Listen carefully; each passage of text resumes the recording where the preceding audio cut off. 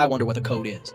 Even with those 4 numbers, there are countless possible combinations. Good luck with figuring out which one is the right one, you punk. Straightens calculator. It's pretty likely that it's a 4-digit number, and as there are 4 digits chosen there, that means that there cannot be any repetition. This means that there are n factorial divided by n minus 4 possible orders, as n is 4, number of digits available.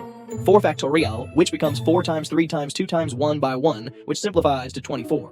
That means that there are 24 possible combinations of codes. This would take you about 2 or 3 minutes to input all possible codes. Unless an alarm goes off if you don't get it right in 3 tries. Straightens calculator again. Kick the frickin' door in. Well, technically, the code is most likely 1970. Statistically, a majority of people, when told to choose a 4-digit code, will choose their birth year. And this keypad is obviously a few years old, to put it nicely. That's most likely it. Some Sherlock Holmes stuff just went down over here. No. Don't base your deductions of psychology. Let's talk chemistry. When you first press a button, there's more of the natural oils on your skin, and therefore it wears down the numbers on the keys faster. Obviously 0 is the first one then. Try 0791 first. Sherlock out. I was playing Scrabble and I had a B, U, R, G, E, and R, and I thought, aha, burger. One who burgs. But my mom will never accept that as a word. But then I remembered, burger is actually a word. One time I played the word am, and I thought, they can totally let that slide because of AM radio and AM time. Then I remembered, Scrabble does things to your mind that you can never come back from. I once was playing and put down cow, but in my mind I was saying it so it rhymed with crow, and I told my friend that it might not be a real word, but I'm playing it and he can't stop me, and he looked me right in the eye and said it like how cow is supposed to be said, and I was so mad at myself I nearly flipped the board. My brother played the word Scrabble, and my mom said, I actually don't think that's a word, and I said, yes it is, scrabbled eggs. One time my mom played early, and I was like, what does that mean? Resembling an Earl? Was playing the Spanish version, so I'll translate it. We were working in teams, and me and my classmate wanted to use the word speak, and then we hesitated and went, is that a word? So I looked it up. This isn't the same thing at all, but one time I was playing Scrabble with a friend with narcolepsy and she laughed so hard at her own word that she went cataplectic and collapsed onto the board, destroying the game. The word was jugs. How would you get a small cylinder, 5.1 inches length, approximately 4.5 inches girth, unstuck from a mini M and Miss tube filled with butter and microwaved mashed banana? LMFAO. The comments OP replies with are hilarious. It's your bro. You stuck your in an M&M tube of butter. Go take a cold shower and relax. It's a cylinder. Bro, did you get a stick in an M&M tube? It's a cylinder. You know what? That's just your now. Live with your M&M tube filled with butter and bananas to the end of your days and think about what you've done. It's a cylinder. Urinate if possible. I don't see how urination has anything to do with my trap cylinder, but okay. What's so important about this cylinder? It's not attached to you, is it? It's attached to a larger structure. So there's a weird angle situation to try and insert anything else into the tube. If the tube isn't made of anything soft, you could saw through the M&M's container. Hope this helps. It's plastic, but I don't want to risk damaging what's inside. Cut the cylinder free from the larger object to give you more access. Cut the M&M's container. If you freeze it, the plastic will break easy with a smash of a hammer. Reattach the cylinder after removal from the tube. If you have trouble reattaching the cylinder, there are repair specialists that can assist for a fee. Depends how much you value the cylinder at. It is imperative that the cylinder and the larger object remain unharmed.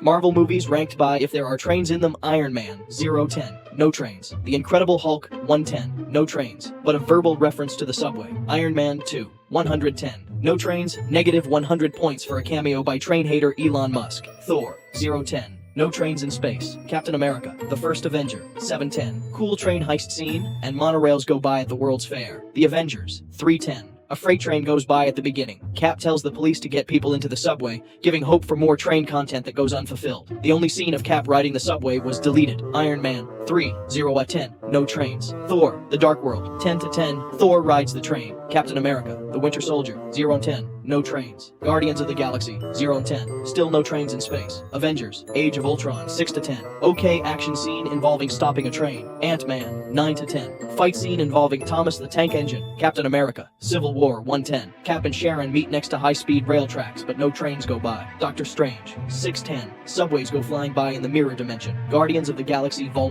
2, 0-10. Still no trains in space. Imagine if you called the wrong number and it ended up being a celebrity.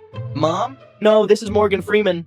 Here's the thing though, I used to work for a call center and I was doing a political survey and I called this number that was randomly generated for me, and the way our system worked was voice activated, so when the other person said hello, you'd get connected to them. So I just launched right into my Harvard University and NPR blah blah blah thing, and then there's this long pause and I think the person's hung up, even though I didn't hear a click, and then I hear, you shouldn't be able to call this number. So I apologize and go into the preset spiel about because we aren't selling anything, etc., etc. And the answer I get is no, I know that. What I mean is that it should be impossible for you to call this number, and I need to know how you got it. I explain that it's randomly generated and I'm very sorry for bothering him, and go to hang up. And before I can click terminate, I hear, "Ma'am, this is a matter of national security." I accidentally called the director of the FBI. My job got investigated because a computer randomly spit out a number to the Pentagon. This is my new favorite story. I once picked up the phone at reception at a hotel I had been working at, and Kevin Hart started speaking. Making friends with people from other countries is so crazy. I sent my group chat a Big Bird gif, and this one girl says, "Why isn't he blue?" I'm like, "The heck you mean?" So today I learned that in the Dutch version of Sesame Street, they do, in fact, have a blue Big Bird. I was baffled by this, so I went on Muppets Wiki. And guess what? In Mexico, Big Bird is green, and his name is Abelardo. Turkish Big Bird, aka Minik Kus, is apparently fricking orange. This looks like a frickin' alternate universe or something. I can't. Into the Big Bird verse. Actually, in the Mexican version, which is the one I saw here in Colombia, and was probably streamed in other countries in Latin America, we had both the yellow and the green bird. That is because Abelardo, the green bird, is the Mexican cousin of Big Bird. Initially, it was supposed to be the Mexican version of Big Bird, but then it was decided to leave both characters and make them cousins to help explain the kids about the migration wave between USA and Mexico in the 90s. Later, they decided that all the different birds, from all the versions around the world, would be cousins too, with the idea of showing the diversity of cultures and teach the kids about unity and acceptance against racism and discrimination. Sorry, Cookie Monster's name in Spanish is Lucas Eats Cookies.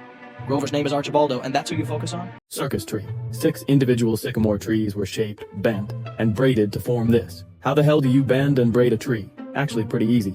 Trees don't reject tissue from other trees in the same family. You bend the tree to another tree when it is a sapling scrape off the bark on both trees where they touch. Add some damp sphagnum moss around them to keep everything slightly moist and bind them together. Then wait a few years, the trees will have grown together.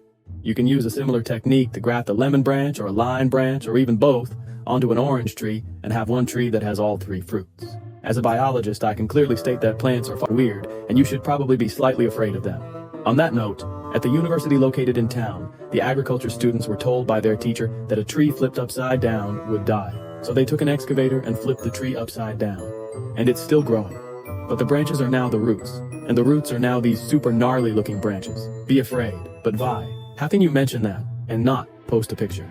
I am both amazed and horrified of nature, as we all should be.